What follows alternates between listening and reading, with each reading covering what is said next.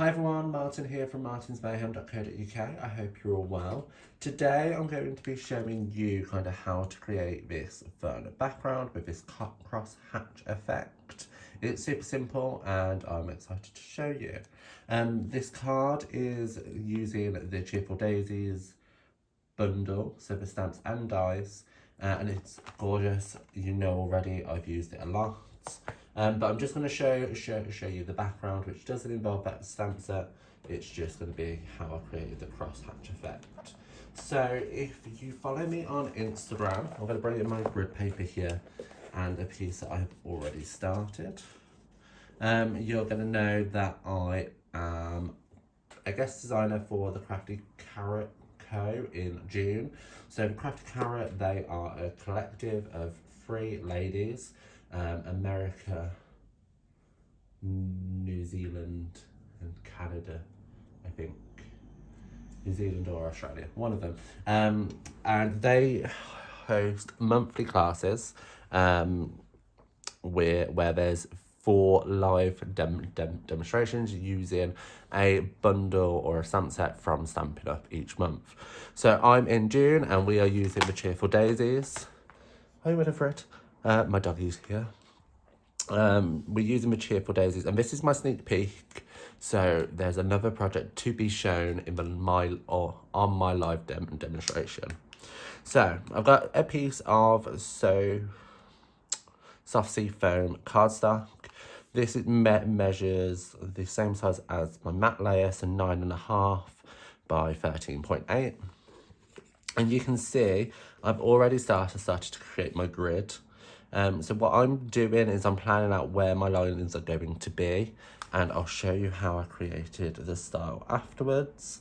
So I'm just going to line that on my grid paper. So I'm using my grid paper because it's in centimetres. My board is in inches, and yeah, I'm British, so I use centimetres. I'm going to just get my ruler, and I'm just going to go every 2 centimetres, draw a line. So I've done most of them. I'm just going to draw another 2 there, like so. And that completes the grid, okay? So I didn't want it to be as regimented as that. So all I did then was grabbed my brush tip marker and use these lines that I've drawn on as a guide, so I can create a little bit more of a wiggly woggly kind of design. I have since discovered the sketch plaid stamp set that is available, and I have created a project with the same bundle using this instead, so you can use this if you want, but I quite like the thicker grid. So yeah, I'm grabbing my dark seafoam marker. So this is coordinating colour, but use the dark so it does still show up. The light is the exact same colour basically, so it won't show up at all. So I'm going to grab that and I'm going to start on this line here, and I'm just going to use that as a guide and work across it. Now this line is going to fade down once it dries, so don't be scared that that's really dark, because it will go down. And I'm just going to keep doing this on every line, and it doesn't have to be perfect like that one. I want that wibbly wobbliness. That line is just so a guide, so I can make sure I've got it semi-even, okay? So just keep going, he says.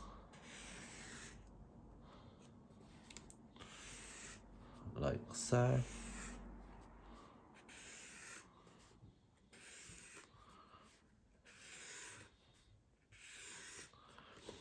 And there you have a super easy background.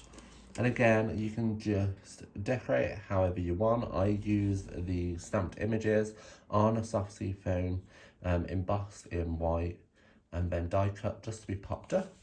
And this just adds a little background to it. So I hope you enjoyed today's video. All the products used will be listed below.